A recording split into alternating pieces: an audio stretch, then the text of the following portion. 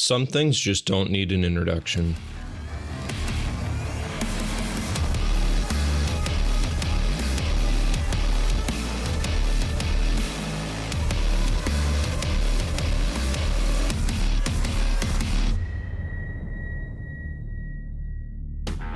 This is an extremely brief rundown. If you want to know more about Quake's development and the wizards at id, you should really read The Masters of Doom. It's a fascinating look into the company, culture, and development practices of truly insane developers. But since you're watching this channel, you probably can't read, so let me try and break it down for you. Much like our good pal DJ Khaled, by the mid-1990s, the boys at id were suffering from success. And if the name id sounds familiar, it's either because you're a big Freud fan or you've been playing shooters for more than a few days. During their heyday, they were responsible for shaping the entire first-person shooter genre with games like Wolfenstein, Doom, and of course, Quake. But they didn't actually start with shooters, though in many ways they did start with Quake. Despite coming out 6 years after the foundation of the company, Quake was referenced as early as id's first project, Commander Keen. Quake was meant to be their next project after Keen, but the team decided that the technology simply wasn't there yet. So they got to work on other projects, and work they did. The mad lads at id started whipping out games faster than Blizzard can tank their reputation. Co-founder John Romero recalled those days saying, "We used to make games in 2 months. We made 11 games in 1991, so we were fast. Wolfenstein was 4 people, and it took us 4 months to make." This development speed was a huge source of pride for the team, but a lot of this speed was down to the way that the team at id functioned. See, the games would typically start as an idea, one that was deemed impossible. Upon hearing about the relative impossibility of the task, technomancer John Carmack would use his galaxy-brained and presumed black magic to make an engine to run the game. In the meantime, John Romero and whoever else was on the team at the time would help make tools to work with the new engine. Once these tools were all together, they would start making levels for the new game, and John Carmack would go off to do more engine things. And then once the game was actually out, the boys would support it with further expansions or a sequel. This would give Carmack more time to return to the Silicon dimension and summon a faster, better, and more complex engine. If you've ever wondered why Spear of Destiny is pretty much just Wolfenstein, or why Doom 2 is so similar to the first one, this is partially the reason behind that. The team at id wanted to go full 3D after Doom 2, but that kind of jump would take time. No one wanted to half-ass the next big jump in computer graphics, but the technology was new and confusing. So new that a lot of it existed only in books as ideas. There were some 3D engines that began to pop up in the mid-1990s. Things like Magic Carpet and Descent do predate Quake, but these lacked one of the biggest things that Carmack and id viewed as an integral part of games: speed. All of their previous games were known for their speed of play relative to their visual complexity. Doom ran fast and smooth with a lot on screen, and this speed is something that the team refused to compromise while going fully polygonal. Carmack summoned help in the form of Microsoft's Michael Abrash, another techno wizard whose books had helped Carmack crack the graphical code of computer games during Keen's development. In 1995, while the two tech wizards were working on the Quake engine, the rest of id were working on other games. John Romero was heading up development on Hexen, a sequel to their previous wizard shooter game, Heretic. Many of the other developers would join him in assisting development. Romero and American McGee were also making tools to create levels within the Quake engine. In past development cycles, Romero was the guinea pig for John Carmack. He would make levels for the engine during its development, but this time American McGee was there working with Carmack throughout 1995. Relative to their work on Doom and Wolfenstein, development on Quake was much more difficult. But why? I mean, these guys were pros, and it's not like new tools and new tech was anything unique to them. Well, for one reason, the team was extremely split on what kind of game they wanted to make with the new engine. They wanted to go bigger and better than they ever had before. Some of them wanted the game to change genres away from being just another shooter into something else. The idea of the game being a medieval third-person action RPG was thrown around quite a bit, but this just wouldn't be the case. The ship was full steam ahead, but there was no captain at the wheel. Relative newcomer Sandy Petersen actually offered John Carmack his assistance in becoming a project lead, but Carmack simply refused. They were pretty pretty deep into a development hell scenario. A new game needed to be made, and no one could agree on much of anything at all. They all wanted to do Quake justice, and make him out to be the star that he'd always been. Oh yeah, I guess I haven't mentioned that yet, but Quake isn't an idea or an item or anything. Quake's actually a guy.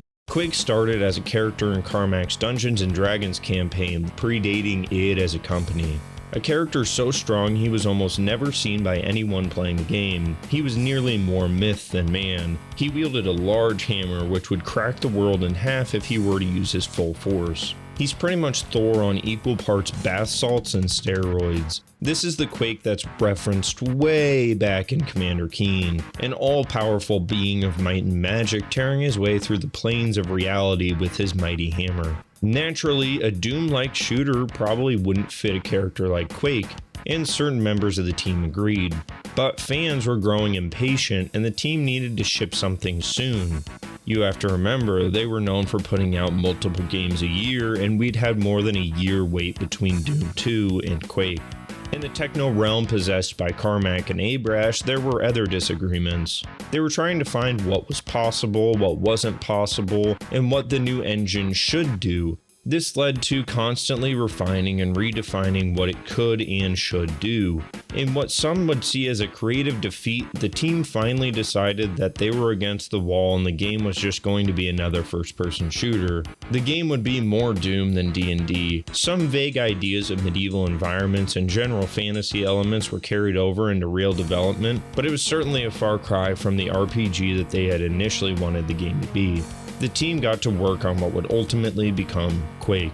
This lack of direction led development to be longer and harder than it really needed to be. None of the team recall the process fondly. Sandy Petersen and John Romero described the war room where the game was developed. A dark, huddled mess of computers and cables in one big room because all the walls had been torn out of id.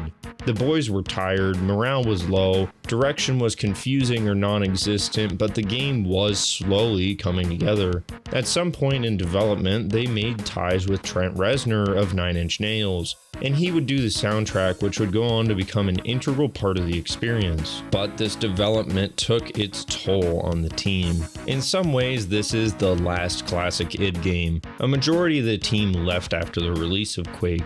John Romero was fired after the release of the game, and he went on to found Ion Storm a few months later. By '97, he convinced Mike Wilson and longtime id employee Sean Green to come with him. Michael Abrash returned to Microsoft, teaming up with John Carmack for VR research at Oculus decades later. Jay Wilbur left for Epic Games in 1997, and finally Sandy Petersen would leave for Ensemble Studios, providing work on the Age of Empires games. Others stayed, but id would never really be the same after the release of Quake. Regardless of the strain and the damage it put on the team, the game was released on June 22, 1996. It was a critical and commercial success, with the new engine technology wowing both critics, customers, and developers alike. Like with Doom, the engine was available to be licensed out and it was used in a few games the year after its release. Quake ushered in a new era of real-time 3D graphics on the PC. Its architecture was heavily modified by Valve to create the Gold Source engine, which would be used in their 1998 classic Half-Life. Both in terms of in-game achievements and out-of-game technical achievements, the core of Quake is still at play in many first-person shooter games to this day. But before we talk about the game itself, I need to talk about what kind of version I'm playing. Most of the footage of this is going to be from the Steam Remaster released in August of 2021. This version of the game has some minor issues, or major issues depending on who you ask. I didn't run into any major problems, though the game can feel weird at 144 Hz, and I can definitely confirm there's something going on with this remaster that's not a core part of the Quake experience. It's a minor issue for me, and I seem to be in the minority of it. It's just worth noting that you might feel something a bit off as well if you're coming back to Quake with this remaster. But also, there's other source ports that you can choose to play. You can choose to play Quake pretty much however you want. no one's forcing you to play the newest version of it. If you like Dark Places, Quake Spasm, Pro Quake, or any of the other handful of source ports, you can still enjoy those.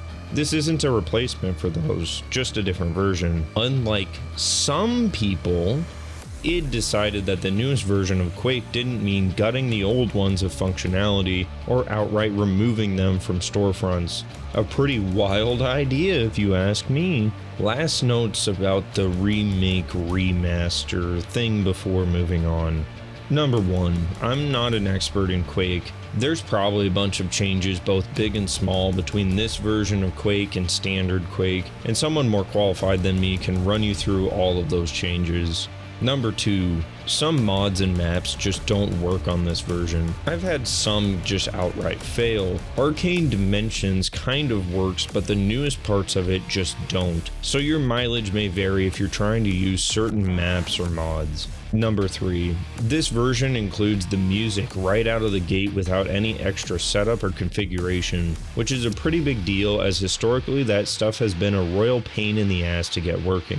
Number 4, there's a simple deathmatch matchmaking, which removes a lot of the headache involved in setting up modern day Quake multiplayer. I've heard it's not the best version of the multiplayer, but like the soundtrack, it's completely hassle-free to set up. And finally, number 5. Nightmare difficulty in this game is changed from the base game. Your health is capped at 50 instead of 100. Enemy AI is identical to hard mode, so you don't have to worry about things like ogres sitting in one place acting like a turret of grenades. And there's a lot of other smaller changes. If you're worried that Quake has gotten old and rusty since 1996, worry no more.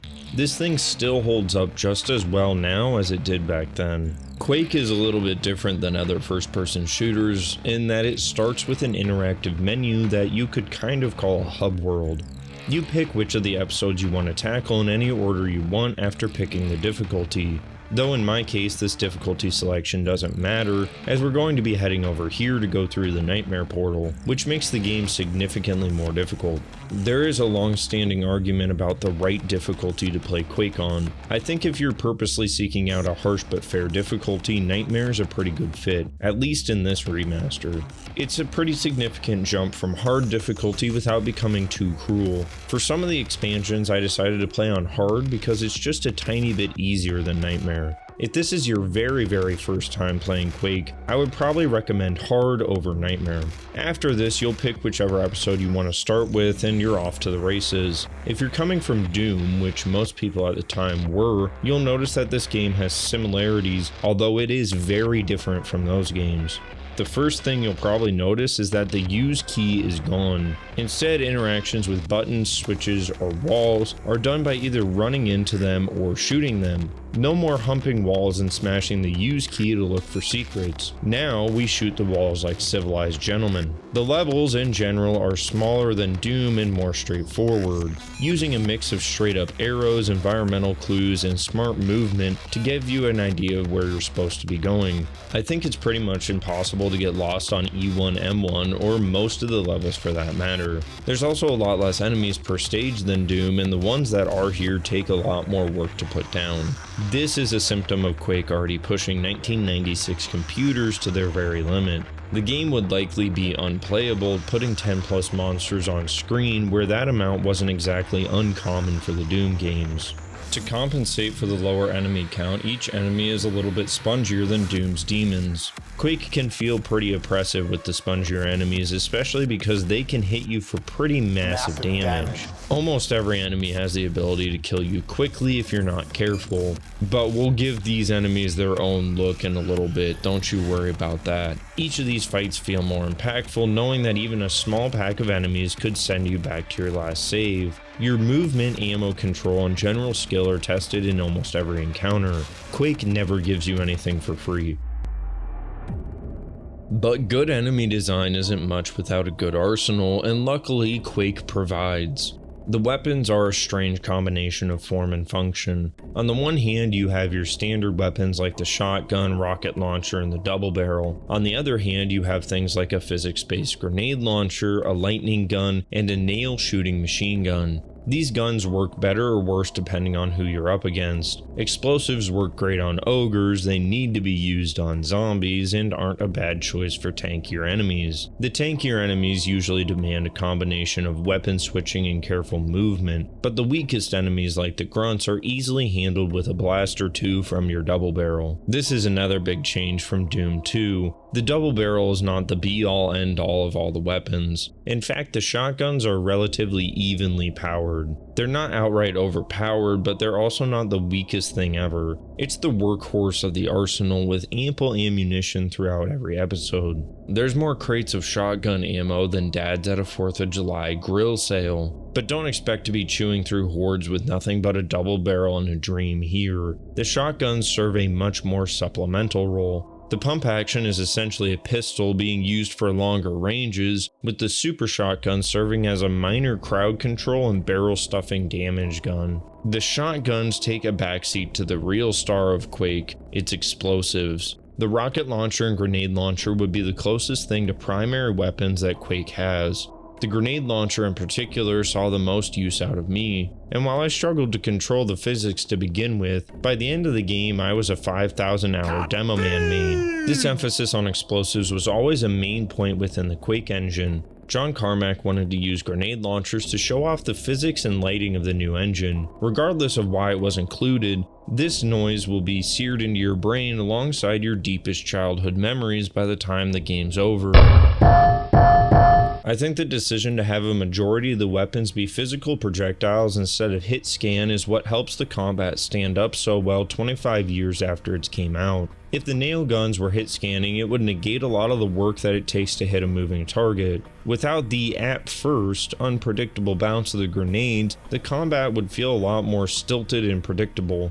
I feel like the team knew this as they made the grenade firing ogres the main enemy of the game, a choice that I think is a wise one. The physics and unpredictable nature of these guys make the combat with them continually fun and challenging. The high damage, high skill, high reward nature of the weapons and enemies in this game creates a constantly interesting dance and encounters, for the most part. The reality is that Quake lives and dies by which maps you're talking about. Not all of the levels are made equal, they're not even really close. None of them are outright bad, but some of them have less than stellar encounters. And these encounters are really what makes or breaks these things. We get the first hint of a bad encounter with E1M3. This is kind of the get good moment of the game, which shows you that Quake doesn't really fuck around.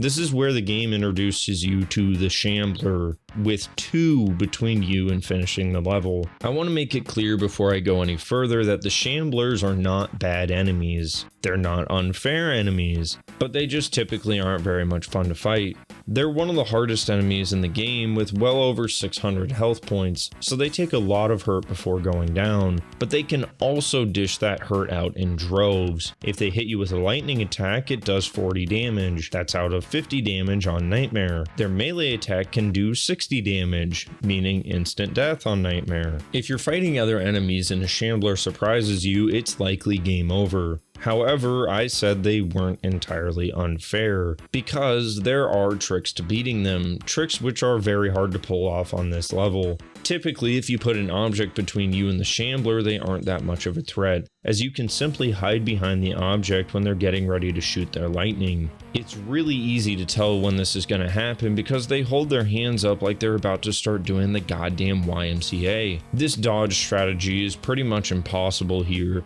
The closest thing is baiting them back into this cave. I don't think that they can actually get into this cave, so you can stop and pop from here as needed, which makes this encounter very boring. And after you kill it, another one spawns in the exact same spot as the first one, slowing this level down even more. I guess it's trying to show you how dangerous they are, or if you're brave you can get around them with some clever jumping, but I didn't get the vibe that it was really teaching me that much at all. It felt like a skill check in id's D&D campaign, and I simply didn't have the skills required. My biggest issue with this engagement, besides the poor location, is that it doesn't teach you about the Shambler's weaknesses and strengths. Sure, it shows you that it throws out big damage and takes big damage, but that in and of itself isn't that useful in a game that's filled with things that take big damage and give big damage. It leaves out one of the biggest mechanics about the Shambler, which is that it's very resistant to explosive damage. You could say that the game doesn't tell you that the zombies only stay dead when gibbed with explosives either, but I think that's a little different. The zombies are dangerous, but far from the most dangerous enemy in the game, and also it's somewhat implied.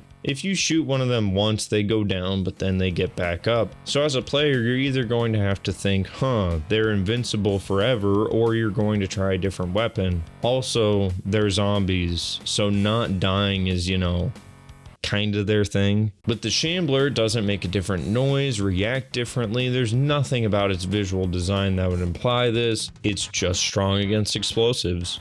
This is more confusing because these are the only two enemies in the game with unique weapon interactions. If anything, he should be weak to electricity. That would make sense. He shoots it from his hands. It shouldn't hurt him. It's way easier to intuit that he wouldn't get hurt from the electricity that he can shoot from his own hands, but that intuition would be wrong. The Thunderbolt is actually one of the best weapons to use against the Shambler. I'm sure that weapon type damage changes were likely planned, but like many other lofty design ideas, this was left by the wayside. I know this seems like a minor complaint, and in all actuality, it kind of is, but it's just annoying because, like I said, your main damage output against almost every enemy is either the rocket launcher or the grenade launcher, and you're just wasting ammo using that on the Shambler. But believe it or not, the Shambler is far from the worst enemy in the game.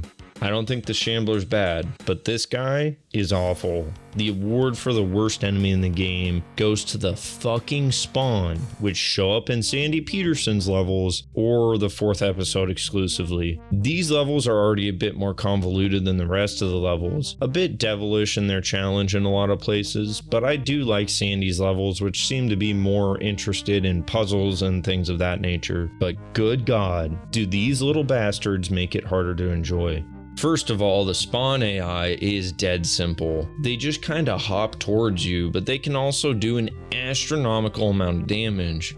This AI isn't bad in and of itself. I mean, it's pretty much a clone of the Devils. The Devils have the same general idea of rushing you down, but the big difference is that the Devils are a lot slower, a lot larger, and they also don't fucking explode when you kill them. If you kill a Spawn that's next to you, it explodes, doing about 120 damage, which if you've been paying attention, is enough to kill a fully armed player. If there's only one of them that you're fighting, it's not that big of a problem, but once a pack comes, it's a huge issue. Their hopping movement is more frustrating than fun because it's so erratic. Their unpredictability made me save scum more than I would like to admit during these levels, so I wouldn't have to start from square one each time I lost an interaction with them. To make matters worse, they're hard to see because they're pretty much the same darkness and color as the background. I think the reason that the Spawn stands out as such an annoyance is because the enemies as a whole are really good. Even things like the Shambler aren't actually bad enemies, they can just be frustrating. Devilish foes like the Vor, no, not that Vor. You disgusting sack of shit, not that. Are fun to fight against, even if they can be particularly difficult. Simple foes like zombies are fun to fight, especially because they make a funny noise when you blow them up.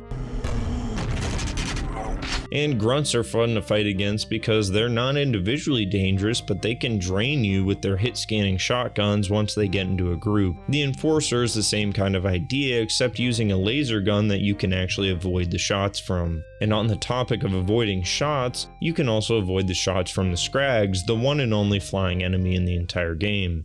I think that what makes a lot of these enemies work is that they have two specific attacks, typically one for longer range and then one for melee distance. The Ogres are probably the most extreme example of this and a good way to illustrate what I mean. They can shoot you with a grenade launcher, which does pretty massive damage from a distance, or if you get too close, they'll try and hit you with a chainsaw. This 2-attack option makes you do this kind of dance with the Ogre, trying to make him whiff chainsaw attacks so you can make enough distance to shoot him with your own grenades. Another example of this is with the Fiends. The fiends, or demons, are actually more dangerous from far away than up close in my opinion. If you get close enough to them, you can keep baiting their melee attack, which does a lot less damage than their charge attack, which can one-hit kill on Nightmare. So like the ogre, you engage in this kind of dance with them to try and keep getting them to bait their melee attack, and while they're stuck in their animation, shooting them down. But we need to talk about the real worst monsters in the game,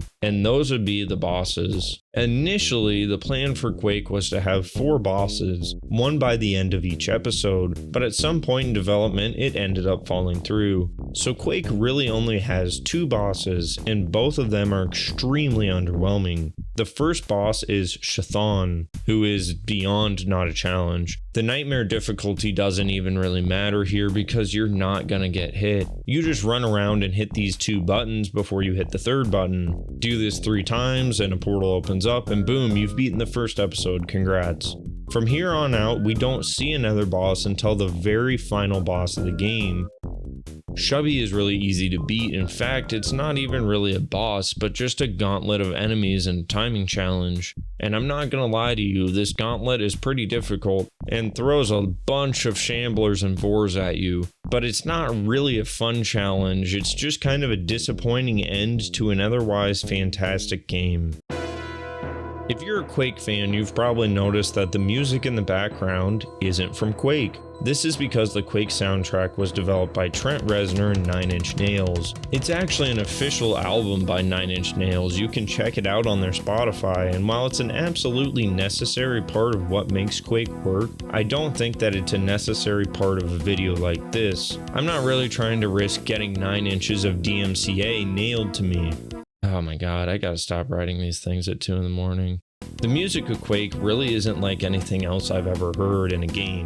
I wouldn't necessarily even call it music in the traditional sense, more like extremely uncomfortable ambient noise. Some of this stuff is absolutely horrific, and I mean that in the best possible way. Looking at the track names, it really shouldn't come as a surprise with titles like Aftermath, Damnation, Hall of Souls, and I guess that's certainly one way to describe it. The first 2 tracks are good, but not necessarily anything way out there. Certainly more ambient than something like Bobby Prince's take on 80s rock for Doom, but more music than ambience. It's when we get to the 3rd track, the Hall of Souls, that the soundtrack takes a more uncomfortable turn.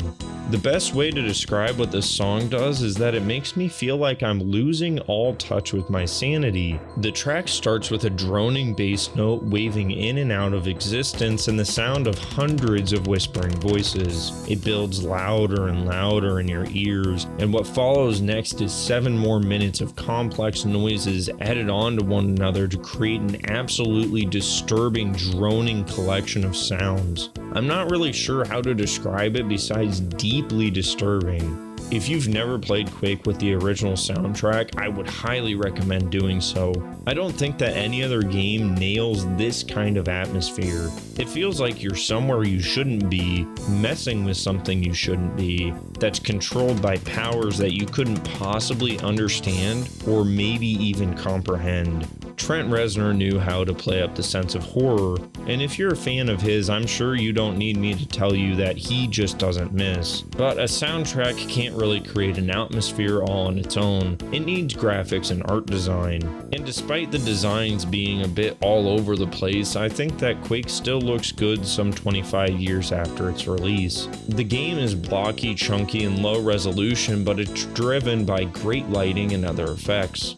The Death Knights shoot these flame balls in a fan projectile fashion that light up hallways as they travel towards you, and it looks really cool even 25 years later. This sky is a permanent dark purple haze like you're huffing in the nosebleeds at a Jimi Hendrix concert. Somehow this world works when by all accounts it really shouldn't. In some ways technically advanced, but in other ways completely medieval. A bit like the game engine itself, it's advanced with the lighting but then medieval with these models. I think it works because the game is really dark and not afraid to do that. There's places in this game which you can't see anything in unless you use your gun to light the place up. Even if you already know what lurks in these corridors, the overwhelming darkness of these areas is ever present. This overwhelming darkness, paired with the insane soundtrack, gives you a sense of dread and oppression that's backed up by all of the other gameplay elements. For being a slapdash effort in many ways, it's miraculous how well all this stuff works together to create a game that doesn't feel like anything else. And while I do love all of this stuff, the desaturation can be a bit much. Look, people try and pin Halo 2 with starting the brown and green generation of first-person shooters, but ladies and gentlemen, I think it started with Quake. This game has lots of browns, grays, greens, and more browns. If you believe this rando on Twitter, his science points to about 1/4 of the 256 colors being brown. This can lead to a little run together between levels as their theming is very similar. I'll admit that it's a bit of a non-statement to say that Quake is too brown and black, but I would be lying if I said I wasn't happy to see more colors in the world of expansions, maps, and mods. And boy oh boy is this world wide and evergreen. You could start your delve into additional content with the official expansions which came after Quake. The newest expansion, which released with this re-release remaster thing, Dimensions of the Machine, made by the new Wolfenstein devs Machine Games, is really good. It takes a very different approach than standard Quake, but that doesn't mean it's bad by any means. The levels in general seem to be more open and a little bit more linear than the base maps of Quake. This new set of maps also isn't afraid to throw enemies at you at a much higher rate. With most of the maps having triple-digit enemy counts, it's not necessarily bad to have more enemies on screen or per level, it's just certainly a different idea than the original Quake was going for. In general, these levels seem like a melding of the old school stylings of Quake and the newer school styles of modern games like Doom 2016 or the new Wolfenstein games. Even if you can't appreciate the new gameplay choices in these levels, these are easily some of the best looking levels I've seen come out of this engine. I mean, I love the look of these things. Big colors, big environments, beautiful.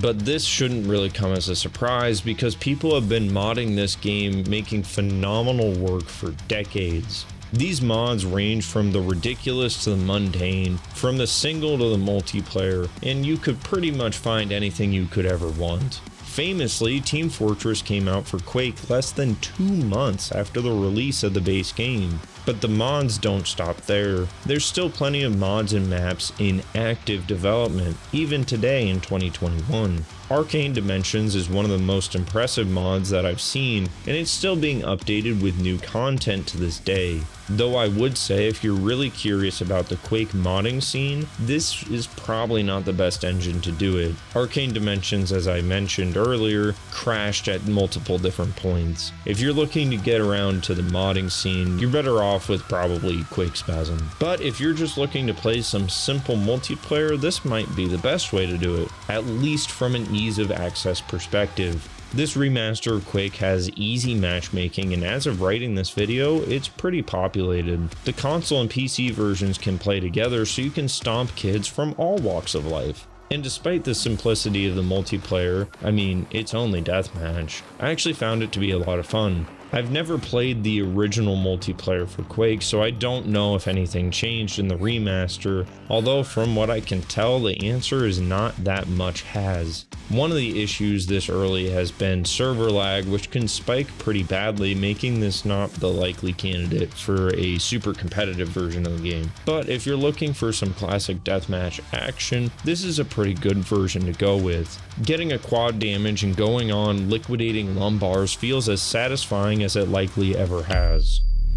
If you've been watching this channel for a little while, you know that I have a top 100 series, and that actually Quake isn't on that list. well, wasn't on that list. I think that it deserves a spot on this list far and away. Doom's on there, and I think it deserves a spot as well, but Quake is something different entirely. Quake is something very special. Even to this day, nothing nails the same kind of atmosphere and ideas that Quake has. In some ways it's simple, in some ways it's complex, but it's always fun. Even my small problems with the game are overshadowed by the overwhelming sense of just fun that I had playing it. I don't normally marathon through games like this, and I was very pleasantly surprised to be chugging straight through all the campaigns, even the expansion packs. If you've never played Quake, you should absolutely give it a shot. It's one of the most fun first-person shooting games that you could probably get your hands on, and it's the last of a legendary team of developers working together. If we could see Quake make a comeback, that would be awesome. I would love to see them do what they did with Doom 2016 with Quake. Have you guys played Quake? Is the first one your favorite one, or are you more of a Quake 3 Arena kind of guy? What's your favorite Quake mod? And have you played this remaster? What did you think about it? If you've watched all the way to this point, why aren't you playing Quake yet? With all of that being said, I'll catch you guys in the next one. That's right, we're Japanese.